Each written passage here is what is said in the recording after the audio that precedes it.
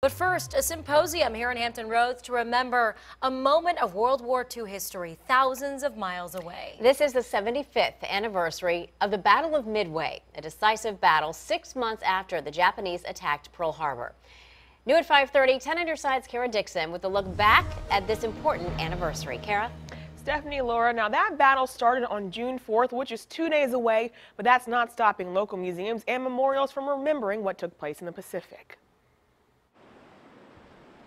From the Norfolk Naval shipyards to Portsmouth and Newport News shipbuilding. The exhibits and memories held at the MacArthur Memorial in Norfolk, reminders of our state's part in American history. There's just a huge presence in Virginia that took part in World War II.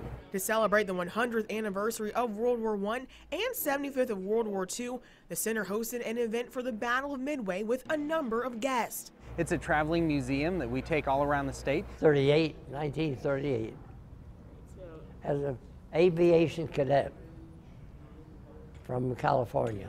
For retired Navy Captain Dexter Rumsey, the Battle of Midway was more than just a presentation.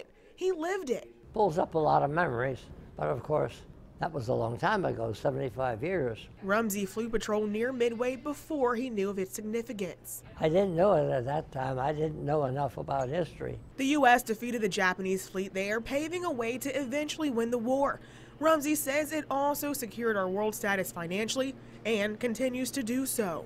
The waterways of the world are still the primary waterways of economy. While Rumsey and others can look back now and see how important their roles were, serving their country is what mattered. You go into the service for a function, and that is to protect the country. Now, in protecting it, it's nice to win. Captain Rumsey, who was also the commanding officer at NAS Oceana during the 60s, will be the guest of honor at the commemoration of the Battle of Midway on Monday. That will be held at the Naval Aviation Park at the oceanfront at 2 p.m. I'm Kara Dixon, 10 on your side.